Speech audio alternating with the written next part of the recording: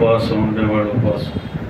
కృపగల దేవుడు మన ప్రభువైన యేసు పరిశుద్ధ నామములో కూడి వచ్చిన మీ అందరికీ నా హృదయపూర్వకమైన వందనాలు. కొద్దిసేపు దేవుని మాటలు విందాం. పరిశుద్ధ గ్రంథము నుండి సామెతల గ్రంథము 21వ అధ్యాయము 20వ వచనాన్ని చదువుకుందాం. సామెతల గ్రంథం 21వ అధ్యాయము 20వ వచనం. విలువ గల ధనమును నూనెయు జ్ఞానుల ఇంట ఉండును, బుద్ధిహీనుడు దానిని వ్యయపరచును. చిన్న ప్రార్థన చేద్దాం. కృపగల దేవానికి వందనాలు. ఈ చదవబడిన లేఖన భాగాన్ని వివరించే జ్ఞానం నాకు లేదయ్యా. మీ సిలువ చాటును మరుగుపరిచి నీ మాటలతో మమ్మల్ని బలపరిచి ఈ రాత్రి మీరు మాతో మాట్లాడి నీ ఆత్మకార్యము మా మధ్య జరిగించి వినగల చెవులు, గ్రహింపగలిగిన హృదయం మాకు అనుగ్రహించి మహిమ పొందమని మా ప్రభువైన యేసయ్య పరిశుద్ధ నామములో అడిగి వేడుకొనుచు ప్రార్థిస్తున్నాను మా పరమ తండ్రి, ఆమేన్.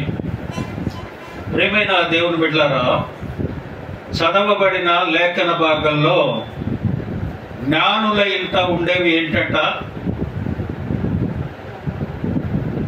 ధనమును, నూనె. అదేంటండి? నూనె అందరి ఇళ్లలో ఉంటుందిగా, ఉండదా? పేదల ఇళ్లలో ఉంటుంది, ధనవంతులైన వారి ఇళ్లలో కూడా నూనె ఉంటుంది. కానీ పరిశుద్ధ గ్రంథం విలువ గల ధనమును నూనెయు జ్ఞానుల ఇంట ఉంటుంది అని అంటుంది. అదేంటండి? జ్ఞానుల ఇంట నూనె జ్ఞానుల ఇంటే ఉండదుగా, ధనవంతుల ఇళ్లలో ఉంటుంది, పేదల ఇళ్లలో కూడా నూనె ఉంటుంది. ఇక్కడ చెప్పబడిన నూనె వేరు, మనం వంటకాలలో వండే నూనె వేరు. నూనె పరిశుద్ధాత్మకు సూచనగా ఉంది. హల్లెలూయా. ఎవరింట్లో ఉంటుందట నూనె? జ్ఞానము గల వారి ఇళ్లలో. జ్ఞానం అంటే యెహోవా యందు భయభక్తులు గలవారు, యెహోవా యందు భయభక్తులు కలిగి ఉండుట జ్ఞానమునకు మూలము. హల్లెలూయా. ఇప్పుడు అర్థమైందా? జ్ఞానం అంటే ఇంట్లో నూనె ఎక్కడుందో? దేవుని భయభక్తులు కలిగిన వారి ఇంట ఏముండాలట? నూనె ఉండాలట. అంటే పరిశుద్ధాత్ముడు ఉండాలి. దేవుని భయము కలిగిన వ్యక్తులు, దేవుని యందు భయభక్తులు కలిగిన వారి దగ్గర ఏముండాలట? నూనె ఉండాలి. నూనె అంటే పరిశుద్ధాత్మ ఉండాలి.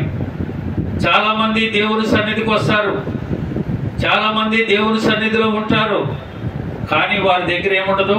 పరిశుద్ధాత్ముడు ఉండడు. పరిశుద్ధాత్మ వారికి పొందుకోరు. పరిశుద్ధాత్మ అంటే వారికి తెలియదు. పరిశుద్ధాత్మ గురించి వివరణ దైవజనులు చాలా మంది వివరించరు. బాప్తిసము పొందిన తర్వాత మనం బాగా పరిశుద్ధాత్మ పొందేసుకున్నాము అని చెబుతారు, కానీ పరిశుద్ధాత్మను పొందవలసి ఉన్నది అన్న సంగతిని కూడా వారు చెప్పరు. దేవుని వాక్యం అంటా ఉంది, జ్ఞానం గల వారి ఇంట ఉండవలసింది ఏంటంట? నూనె ఉండాలి. అంటే పరిశుద్ధాత్ముడు ఉండాలి. చూడండి, సామెతల గ్రంథము, ప్రసంగి గ్రంథం 9వ అధ్యాయము 8వ వచనములో ప్రసంగి ఒక చక్కని మాట చెప్తాడు. ఎల్లప్పుడూ తెల్లని వస్త్రములు ధరించుకొనుము. తెల్లని వస్త్రములు, తెల్లని వస్త్రములు దేనికి సూచన అంటే పరిశుద్ధతకు సూచన. అబ్బాయి, నువ్వు ఎల్లప్పుడూ తెల్లని వస్త్రములు ధరించు అంటే పరిశుద్ధతను కలిగి ఉండు. అంతేకాదు, నీ తలకు నూనె తక్కువ చేయకుము. హల్లెలూయా. పరిశుద్ధత ఉండాలి, పరిశుద్ధాత్ముడు ఉండాలి. పరిశుద్ధత కలిగి ఉండాలి, పరిశుద్ధాత్మ ఉండాలి. దేవుని వాక్యం అంటా ఉంది, అది ఎవరి దగ్గర ఉంటుందంటే దేవుని భయము కలిగిన వ్యక్తుల దగ్గర ఉంటుంది. దేవుని భయము కలిగిన వ్యక్తులు పరిశుద్ధతను, పరిశుద్ధాత్మను కలిగి ఉండాలని ఈ రాత్రి దేవుడు మనతో మాట్లాడుతున్నాడు. ప్రియమైన దేవుని బిడ్డలారా, పరిశుద్ధాత్ముడు మన దగ్గర ఉంటే జరిగే విషయాలు ఏంటి తెలుసా? మొదటిగా ఇశ్రాయేలీలు ఐగుప్తు యొక్క బానిసత్వ జీవితాన్ని దేవుడు అక్కడి నుంచి వారిని విడిపించి కనానుకు తీసుకొచ్చేటప్పుడు, ప్రత్యక్ష గుడారం ఆయన నిర్మించబడినప్పుడు ఆయన అంటాడు, నిర్గమకాండము 27వ అధ్యాయము 20వ వచనంలో, మరియు దీపము నిత్యము వెలుగుచుండునట్లు ప్రదీపమునకు దంచి తీసిన అచ్చము ఒలీవ నూనె తేవలనని ఇశ్రాయేలీయులకు ఆజ్ఞాపించము. అబ్బాయి, ప్రదీపము ఎప్పుడు దీపం ఆరిపోవటానికి వీల్లేదు. ఆ దీపము ఆరిపోకుండా ఉండాలి అని అంటే దంచి తీసిన ఒలీవ నూనె తక్కువ కాకుండా తీసుకొచ్చి అక్కడ ఉంచమంటాడు. నిత్యము వెలుగుచుండునట్లు ప్రదీపమునకు దంచి తీసిన అచ్చము ఒలీవ నూనె తేవలనని ఇశ్రాయేలీయులకు ఆజ్ఞాపించు. హల్లెలూయా. దంచి తీసిన నూనె నలగగొట్టబడిన తర్వాత దాన్ని ఏమొస్తుందంట? నూనె వస్తుందంట. దేవుని సన్నిధిలో నువ్వు మోకరించి ప్రార్థిస్తూ ఉంటే పరిశుద్ధాత్ముడు ప్రవహిస్తూ ఉంటాడు. ఆ నూనె తీసుకొని ఎక్కడికి రావాలంట? దేవుని సన్నిధికి రావాలి. దేవుని సన్నిధికి రావాలి. దంచి తీసిన నూనె తీసుకొని దేవుని సన్నిధికి తీసుకొని రండి. ప్రియమైన దేవుని బిడ్డలారా, ఈ రాత్రికాల సమయం దేవుని వాక్యాన్ని వింటున్న మనం చాలా జాగ్రత్తగా ఉండాలి. దంచి తీసిన ఒలీవ నూనె అంటే దేవుని సన్నిధిలోనూ పిండబడాలి, నలగొట్టబడాలి. దంచితే నలగొట్టే పరిశుద్ధాత్ముడు ప్రవహించాలి. ఆ నూనెని తీసుకొని ఎక్కడికి రావాలట? దేవుని సన్నిధికి రావాలి. దేవుని సన్నిధికి వచ్చే ప్రతి దీపము ఆరిపోకుండా చూసుకోమంటున్నాడు. ప్రియమైన దేవుని బిడ్డలారా, పరిశుద్ధాత్మను నువ్వు పొందుకున్న తర్వాత దేవుని సన్నిధికి వచ్చి నీ దీపం ఆరిపోకుండా ఉండటానికి ఆ నూనెను సిద్ధపరుచుకొని దేవుని సన్నిధికి రమ్మని దేవుడు ఈ రాత్రి మాట్లాడుతున్నాడు. రెండవదిగా చూడండి, ఆదికాండ గ్రంథము 28వ అధ్యాయము 18వ వచనంలో యాకోబు ఒక దర్శనాన్ని కంటాడు.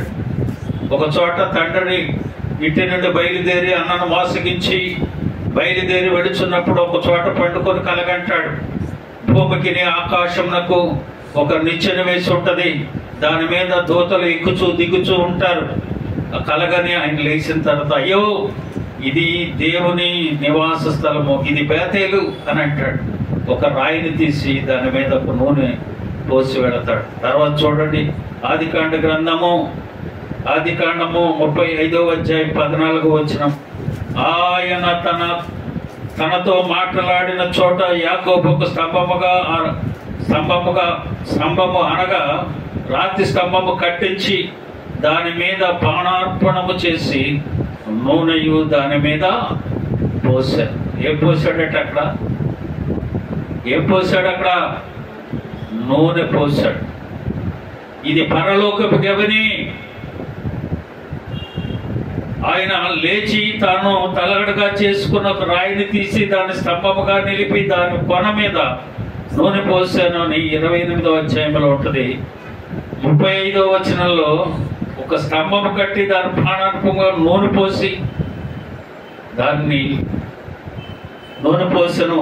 రాతి స్తంభము కట్టించి దాని మీద ప్రాణార్పణము చేసి నూనెయు దాని మీద పోసాను. ప్రియమైన దేవుని బిడ్డలారా, యాకోబును నడిపించింది పరిశుద్ధాత్ముడే. ఆయన తలగడగా చేసుకుని నిద్రించుచున్నప్పుడు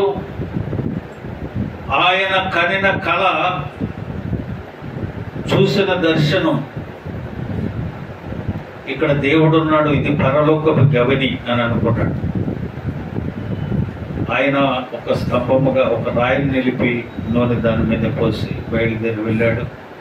దేవుడు, నీవు నాకు తోడై మరలా నేను తిరిగి వచ్చేంత వరకు తినటకు ఆహారము ఉండటానికి నివాసం నువ్వు ఏర్పాటు చేసి ఉంటే మరలా నేను ఇక్కడికి వచ్చి ఇక్కడ నిన్ను దర్శించుకుంటానని చెప్పాడు. ఆ రీతిగానే ప్రభు ఆయన్ని మరలా తన మామగారి ఇంటి నుంచి తీసుకొని వచ్చాడు. 35వ అధ్యాయంలో మనం చూస్తాం. ప్రియమైన దేవుని బిడ్డలారా, నూనె దేనికి సాదృశ్యంగా ఉందని చెప్పాను? పరిశుద్ధాత్మకు సాదృశ్యంగా ఉందని చెప్పాను. అలాగనే మూడవదిగా చూడండి, 29 నిర్గమకాండం 7వ అధ్యాయం 7వ వచనంలో అభిషేక తైలము తీసుకొని అతని తల మీద పోసి అతని అభిషేకించవలెను. ఒకటి, నూనె దేనికి ఎక్కడుంది? దేవుని సన్నిధిలో దీపం ఆరిపోకుండా ఉండాలి అని అంటే నూనె తైలం దంచి తీసిన ఒలివ నూనె కావాలి. యాకోబుని దర్శించినప్పుడు ఆయన చేసింది రాయిని ఒక స్తంభానిగా నిలబెట్టి అక్కడ అభిషేకం చేశాడు. మూడవది, అహరోనును అభిషేకం చేస్తా ఉన్నారు. దేనికి? యాజకునికి అభిషేకిస్తా ఉన్నారు. అంటే తైలము ఎన్ని రీతులుగా పనిచేస్తుందో చూడండి. దీపం ఆరిపోకుండా దేవుని సన్నిధిలో ఉండటానికి తైలం ఉపయోగపడతా ఉంది. దేవుని సన్నిధిని నిలబెట్టడానికి నూనె అక్కడ పోయటానికి సాదృశ్యంగా పెట్టారు. అలాగనే అభిషేకించబడటానికి నూనెను పెట్టాడు. నూనె చేత తనని అభిషేకించండి అని చెప్పాడు దేవుడు. అలాగనే దావీదు విషయంగా మనం చూస్తాం. 1 సమూయేలు గ్రంథం 16వ అధ్యాయం 13వ వచనంలో సమూయేలు తైలపు కొమ్మును తీసి వారి సహోదరులు ఎదుట వారిని అభిషేకం చేసును. నాట నుండి యెహోవా ఆత్మ దావీదు మీదికి బలముగా దిగెను. హల్లెలూయా. ప్రియమైన దేవుని బిడ్డలారా, ఇశ్రాయేలు ప్రజలను నడిపించడానికి మోషే అహరోనుల నాయకత్వంలో యాజకత్వం చేయటానికి అహరోనును అభిషేకించారు. ఇశ్రాయేలీలకు రాజుగా ఉండటానికి దైవజనుడు పంపించి దేవుడే స్వయంగా దావీదును అభిషేకించాడు. ఈ నూనె ఎన్ని రీతులుగా పనిచేస్తా ఉందో చూడండి. అలాగనే యోబు గ్రంథం 29వ అధ్యాయం 6వ వచనములో నేను పెట్టిన అడుగెల్లా నేతిలో పడెను, బండ నుండి నా నిమిత్తము నూనె ప్రవాహముగా పారినంట. ఏం పారిందంట? బండలో నుండి ఏమొస్తాయండి? బండలో నుంచి ఏం రావాలి? నూనె ఎందుకు వస్తుంది? నీరు రావాలి. కానీ దేవుని వాక్యం అంటా ఉంది, నేను పెట్టిన అడుగెల్లా నేతిలో పడెను, బండ నుండి నా నిమిత్తము ప్రవాహముగా నూనె పారిందంట. నూనె అంటే బండలో నుంచి ఎలా వస్తుంది నూనె? చూడండి, 1 కొరింథీ పత్రిక 10వ అధ్యాయం 4వ వచనంలో అక్కడ చెప్పబడే మాట అపోస్తలుడైన పౌలు కొరింథీయులకు రాస్తూ అంటాడు కదా, అందరూ ఆత్మ సంబంధమైన ఒకే పానము చేసిరి, ఏలైనగా తమ్మును వెంబడించిన ఆత్మ సంబంధమైన బండలోనిది త్రాగిరి. హల్లెలూయా. ఏం త్రాగారంట? ఆ బండ క్రీస్తే. ఆ క్రీస్తు అనే బండలో నుంచి ఏం కారుతా ఉందంట? నూనె ప్రవాహముగా వస్తూ ఉందంట. హల్లెలూయా. ప్రియమైన దేవుని బిడ్డలారా, దేవునిని వెంబడిస్తే పరిశుద్ధాత్ముడు ప్రవాహముగా మన మీద వచ్చాడు. తమ్మును వెంబడించిన ఆ బండ, యోబు గారు అంటున్నాడు, ఆ బండలో నుండి నూనె ప్రవాహముగా పారింది నా మీదకి. కనుకనే తను ధైర్యంగా నిలబడగలిగాడు.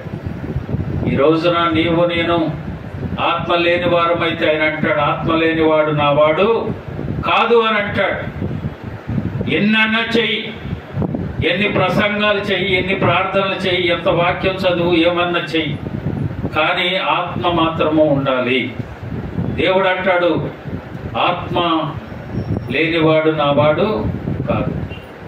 దేవుడు ఆత్మ కనుక ఆయన్ని ఆరాధించేవారు ఆత్మతోనూ సత్యముతోనూ ఆరాధించమని దేవుని వాక్యం అంటా ఉంది. ప్రియమైన దేవుని బిడ్డలారా, ఈ నూనె అభిషేకానికి పనిచేస్తూ ఉంది, దేవుని పని చేయటానికి పనిచేస్తూ ఉంది. అంతేకాదు, బండ నుండి నూనె ప్రవాహముగా, క్రీస్తు అనే బండ నుండి ఆ నూనె వస్తుందని 2వ రాజుల గ్రంథము 4వ అధ్యాయం 7వ వచనంలో చూడండి. ఆమె దైవజనుడైన అతని యొద్దకు వచ్చి సంగతి తెలియజెప్పగా అతడు, నీవు పోయి నూనె అమ్మి నీ అప్పు తీర్చి మిగిలిన దానితో నీవును నీ పిల్లలను బ్రతుకుడని ఆమెతో చెప్పాడు. ఒక దైవజనుడు చనిపోయాడు. అప్పుల వారు వచ్చి ఇంటి మీద పడ్డారు. తమ పిల్లల్ని తీసుకువెళ్ళటానికి ఉన్నారు. దైవజనుడు ఆ ఇంటికి వచ్చాడు. సంగతి తెలుసుకున్నాడు. నీ ఇంటిలో ఏముంది అని అడిగాడు. అయ్యా, నా ఇంటిలో నూనె కుండ ఉంది అని. హల్లెలూయా. ప్రియమైన దేవుని బిడ్డలారా, ఆ నూనె తన అప్పులు తీర్చడానికి, తన పోషణకు ఆధారమైంది. దైవజనుడు అన్నాడు, బయటకు వెళ్ళు, చుట్టుపక్కల ఉన్న వాళ్ళందరి దగ్గర ఉన్న పాత్రలను తీసుకొని రా అని అన్నాడు. ఖాళీ ఉన్న పాత్రలు ఇంట్లోకి తీసుకొచ్చిన తర్వాత ఆ పాత్రలు దేవుని సన్నిధిలో పెట్టి ప్రార్థించిన తర్వాత ఆ పాత్రలన్నీ నూనెతో నింపబడ్డాయి. హల్లెలూయా. ఆయన అన్నాడు, ఇవి అమ్మి ఇంకేమి లేవా? ఇంకేమీ లేవు. ఇవి అమ్మి అప్పు తీర్చి నీవు నీ పిల్లలు పోషించుకోరండి అని చెప్పాడు. హల్లెలూయా. ప్రియమైన దేవుని బిడ్డలారా, ఆ నూనె పోషణకు ఆధారమైంది. ఆ నూనె ఆ ఇంటి అక్కరలను తీర్చింది. ఆ నూనె అభిషేకించబడింది. ఆ నూనె అభిషేకానికి అవసరం అవుతా ఉంది. ఆ నూనె ప్రదీపం ఆరిపోకుండా దేవుని సన్నిధిలో ఉండటానికి నూనె అవసరం.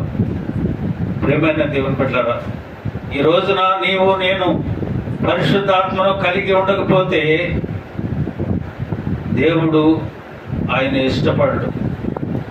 తర్వాత చూడండి, కీర్తనకారుడు అంటాడు, 23వ కీర్తన 5-6 వచనాలు, నా శత్రువుల ఎదుట నీవు నాకు భోజనం సిద్ధపరచెదవు, నూనెతో నా తల అంటి ఉన్నావు, నా గిన్నె నిండి పొర్లుచున్నది, నేను బ్రతుకు దినములన్నీ కృపాక్షేమములే నా వెంట వచ్చును, చిరకాలము నేను యెహోవా మందిరములో నివాసము చేసేదను. హల్లెలూయా.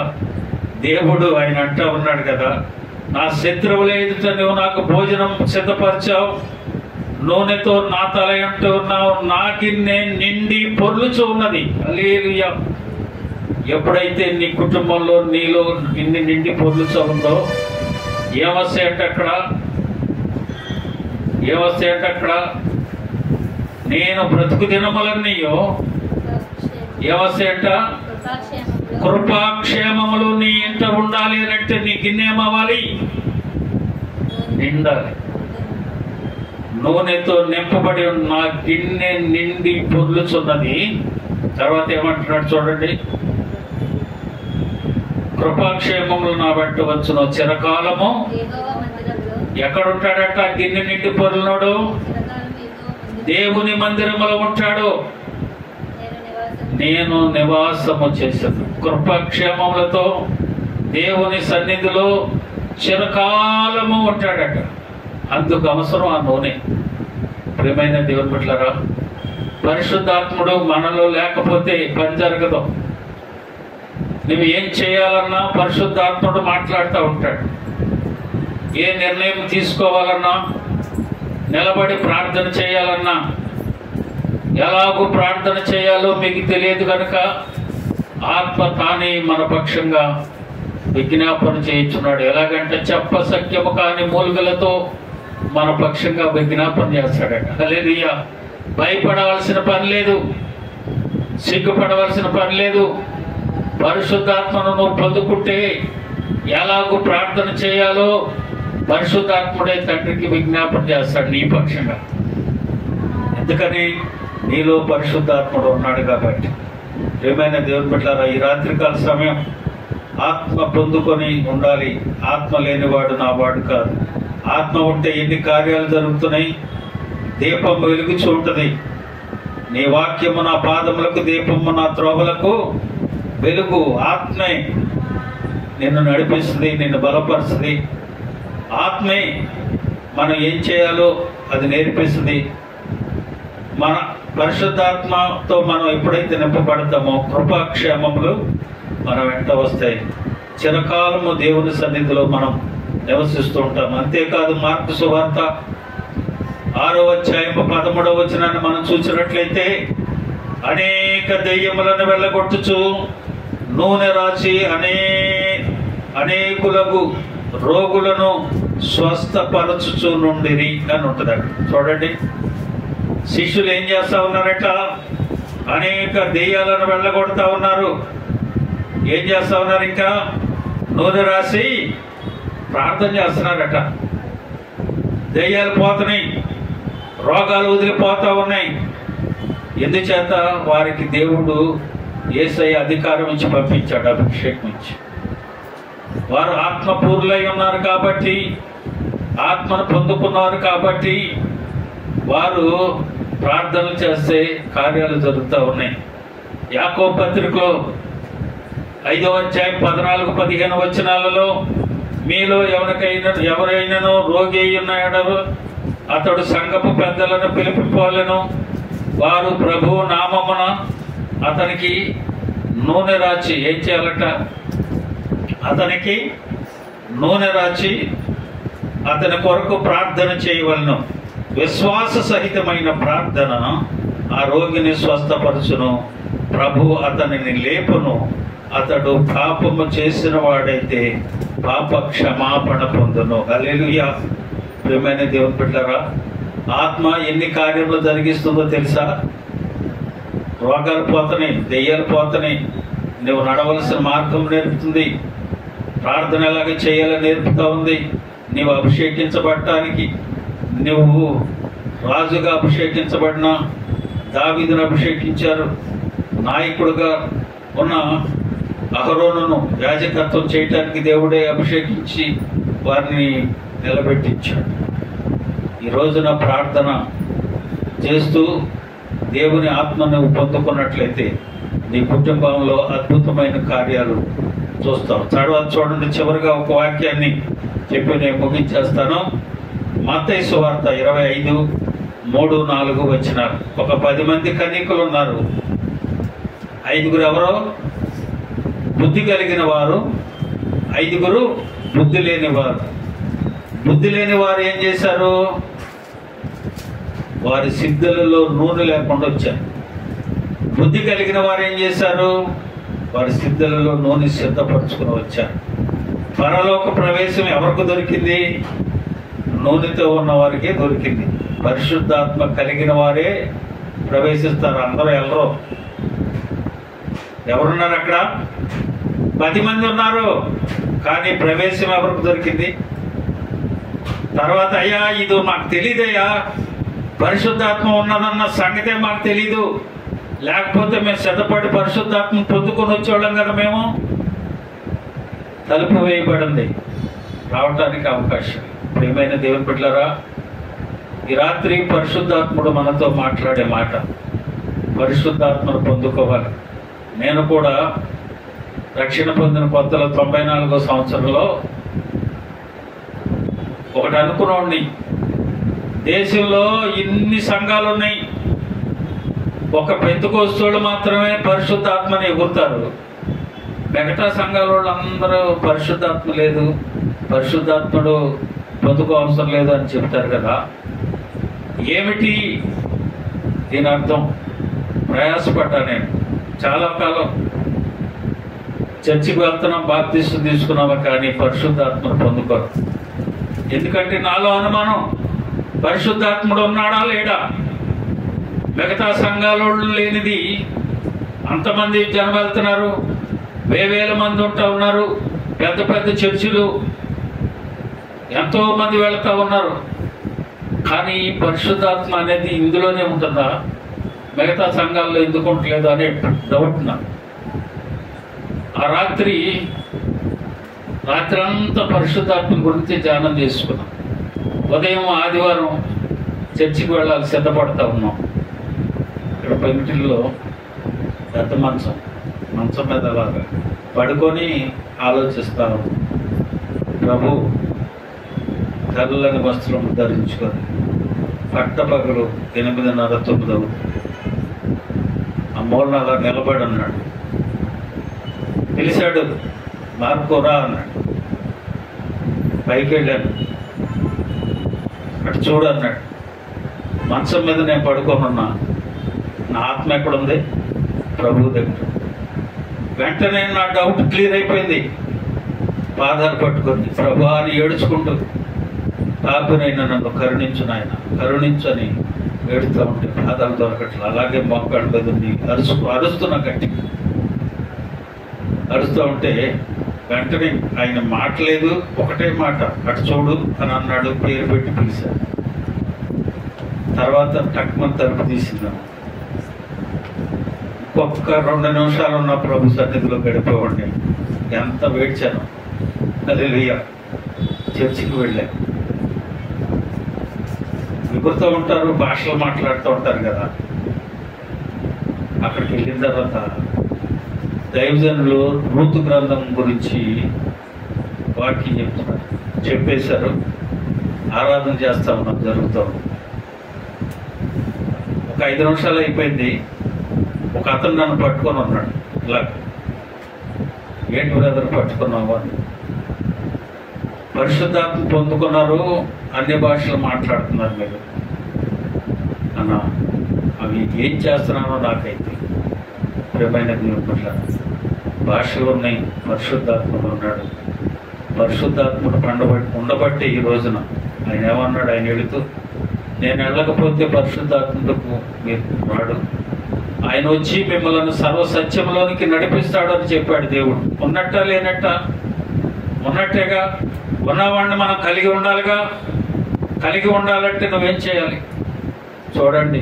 రేపు పగలు రాత్రి దేవుని సన్నిధిలో మనం ఉండి పరిశుద్ధాత్మ పొందుకొని కలిగి ఉండాలి. ఎందుకంటే పరిస్థితి బాగోలేదు. చూస్తున్నారుగా, ఒడ్డు చెరువైపోతూ ఉంది వార్త. ఈ 4 దినాల్లో చిన్న చిన్న పని అధోగతి పాలైపోయి కన్నీటి పర్యంతం అయిపోతాం. రేపు ఏం జరుగుతుందో తెలియని పరిస్థితిలో మనం ఉన్నాం. ప్రభు రాకడకు సిద్ధపడాలంటే పరిశుద్ధాత్మను కలిగి మనం ఉండాలి. ఆ రీతిగా పరిశుద్ధాత్మను మనం పొందుకున్న వారమై మనము, మన కుటుంబాలు, మన సంఘం ఆయన రాకడకు సిద్ధపడును గాక.